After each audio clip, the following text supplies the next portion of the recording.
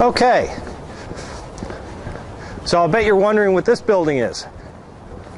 This building right behind me is 1221 Locust Street. This is the historic tax credit building you've heard so much about, where we got an IRS tax check for $491,000. Now, government grants can be great things.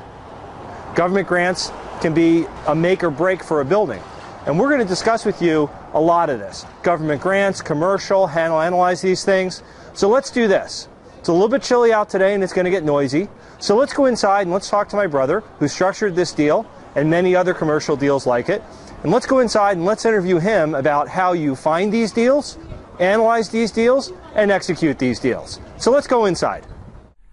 Okay, I'm here with my brother, Bob Diamond, and what we're going to do is we're going to talk about this particular building, which is 1221 Locust Street. It's the beautiful building that you saw when I was walking up and showing it to you on the camera. So this is one of the conference rooms inside the building. And don't worry, we're going to take a tour of the building later. We can do the this old house or flip this house thing and walk you around the building. I know everybody's looking forward to that. And so we'll do that in a minute. But let's talk about this deal and how you found the deal, you know, kind of the inside scoop on what happened. I mean, everybody likes to know what happened. Okay, so here's what happened. One of my business partners, Larry, has a building down the street. And that building he at first operated his law practice in.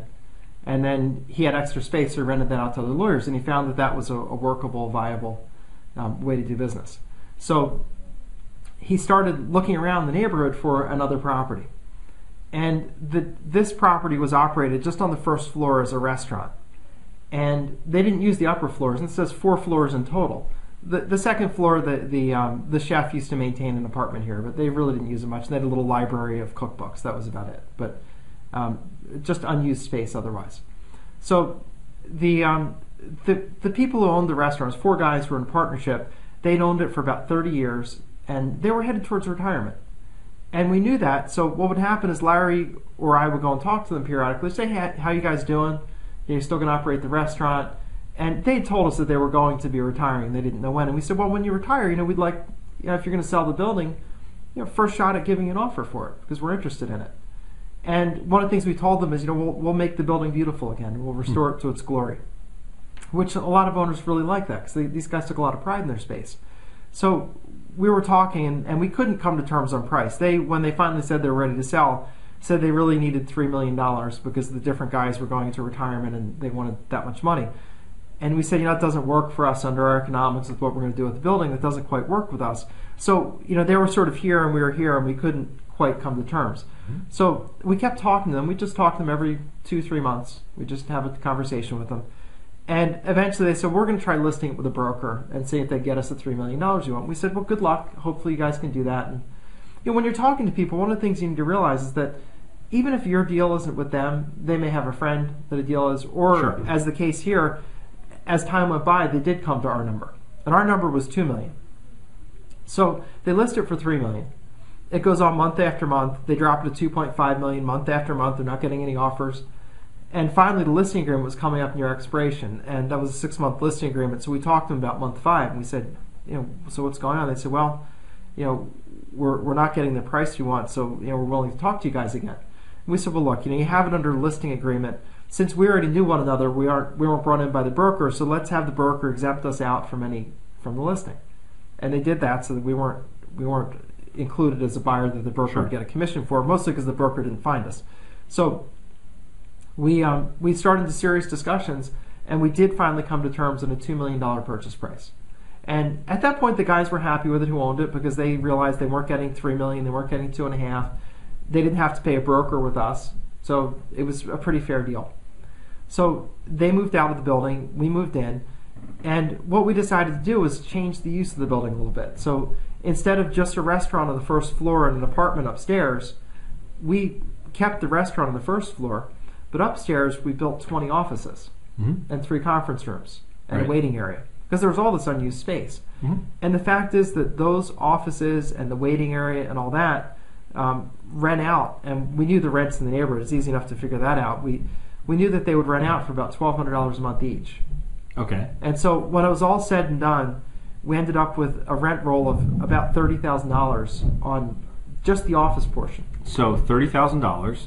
So it's $360,000 a year. Yep. So that's $3.6 million every 10 years. They had it for 20 years. So they gave up $7.2 million in rental income. Well, what happened was they didn't know, or they didn't think of building offices upstairs. Instead, they just left the space vacant. Sure. Which, they're not real estate people, and they didn't have sort of that education. And certainly, by the time they were in retirement, these guys are hitting 70 years old. They didn't want to take on that kind of project. That wasn't. Sure, that makes they sense. were going. One guy moved off to the Far East. He moved to China. Another guy moved to Florida. Another guy moved to Pittsburgh. So they dispersed, and they were happy. They were peaceful, but they were they had made their money and they were doing okay. But when you come in with a little bit of imagination and you do what's called a reuse of the property, an adaptive reuse, you change the way the property is being used.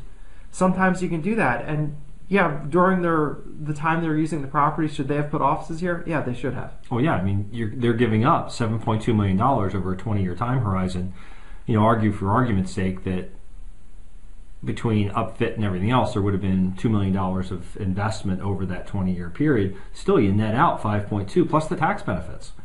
They could have made a fortune. And sometimes what you don't know just results in you not making money. You don't take advantage of an opportunity, but they didn't educate themselves about the real estate part. Now you'd think it would be sort of a no-brainer. You'd say, we have all the space upstairs. Is there something we can do with that?